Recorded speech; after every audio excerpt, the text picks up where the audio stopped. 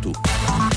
Europe 1 Soir. Nicolas Sarkozy déterre la hache de guerre. L'une de ses déclarations du jour a une nouvelle fois provoqué, Maxime, la colère des magistrats, mais aussi, et c'est plus rare, des policiers. Oui, le président de la République était en déplacement à Orléans pour parler sécurité. Il en a profité pour revenir sur la disparition de Laetitia et sur les dysfonctionnements qui ont entouré le suivi du principal suspect, Tony Meillon. Pour le chef de l'État, il y a eu des fautes. Il doit maintenant y avoir des sanctions. Quand on laisse sortir de prison un individu, comme le présumé coupable, sans s'assurer qu'il sera suivi par un conseiller d'insertion, c'est une faute. Ceux qui ont couvert ou laissé faire cette faute seront sanctionnés. Il faut assumer.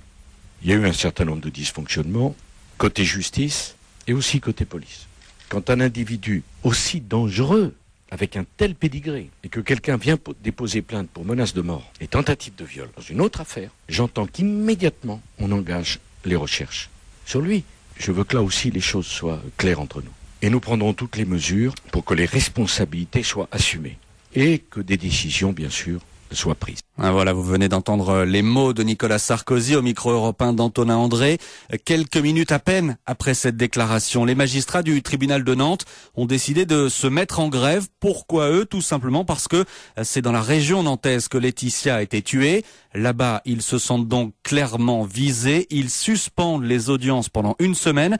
Pour cette magistrate qui a tenu à garder l'anonymat, les propos tenus par le président de la République sont inacceptables. L'enquête de l'inspection générale n'est même pas terminée et déjà on annonce que des têtes vont tomber parce que on regrette effectivement la commission d'un crime atroce. Il est atroce ce crime, on est tous d'accord là-dessus. Qui pouvait l'empêcher? Personne.